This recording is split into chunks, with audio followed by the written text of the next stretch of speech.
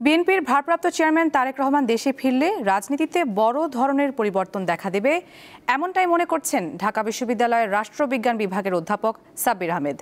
এখনই তার ফেরাটা জরুরি বলে মনে করেন এই রাষ্ট্রচিন্তক। অবশ্য বিএনপির স্থায়ী কমিটির সদস্য আমির খসরু মাহমুদ চৌধুরী বলছেন, তাদের দলের ভারপ্রাপ্ত চেয়ারম্যান নভেম্বরেই লন্ডন থেকে দেশে ফিরবেন।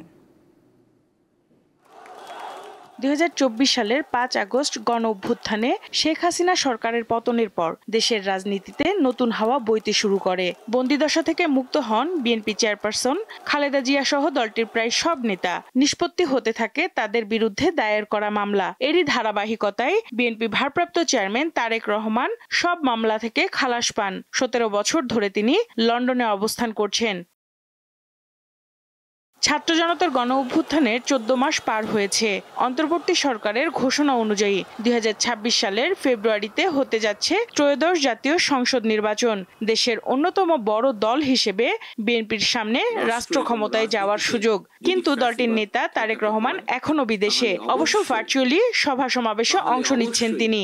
জনগণকে রাজনৈতিকভাবে শক্তিশালী করার কোনোই বিকল্প নেই। রাজনীতির এই ক্রান্তি লগ্নে তারেক রহমানের দেশে ফেরা কতটা জরুরি বলছেন এই রাষ্ট্রচিন্তক। তারেক জিয়াকে আসতেই হবে, তা না হলে বিএনপি ক্রাইসিসের মধ্য দিয়ে যাবে। ক্রাইসিস টাইম পার করতে হবে তাকে,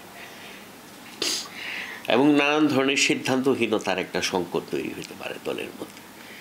হ্যাঁ, যে কে কোন সিদ্ধান্ত, মানে কখন কি সিদ্ধান্ত নিতে হবে, এটার একটা কেন্দ্রীয় ডিরেকশন জায়গা থাকতে হয়। নাহলে যে কোনো সময় একটা ভুল সিদ্ধান্তের কারণে দলকে মারাত্মক খেসারত দিতে পারে। বিএনপির ভবিষ্যৎ কর্ণধার দেশে ফিরলে রাজনীতিতে কি পরিবর্তন হবে? দলের নমিনেশনের ক্ষেত্রে প্রায় ১০০ আসনে বিএনপির মধ্যে একটা সমস্যা আছে আর কি। এইগুলা নেতা অনেক সময় নেতার প্রেজেন্সটা অনেক সংকট নিরসনে গুরুত্বপূর্ণ ভূমিকা রাখে।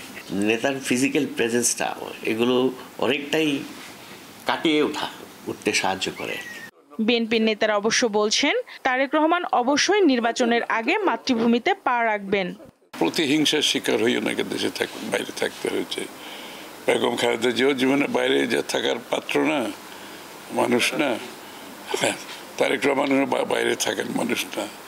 সুতরাং ওনারা তো দেশের বাইরে একদিন থাকাটা ওনাদের জন্য, ওনারা নিজেকে এটাকে ভালো মনে করেন না। রাজনৈতিকভাবে উনি সঠিক সিদ্ধান্ত সঠিক সময়ে সঠিক সিদ্ধান্ত নিয়ে সঠিক সময়ে দেশে ফিরবেন। দিনক্ষণ বলা যাবে না, বাট মনে হয় না খুব বেশি সময় নেবে। সেনা সমর্থিত তত্ত্বাবধায়ক সরকারের আমলে ২০০৮ সালে চিকিৎসার জন্য যুক্তরাজ্যে যান তারেক রহমান। তখন থেকে লন্ডনে অবস্থান করছেন তিনি।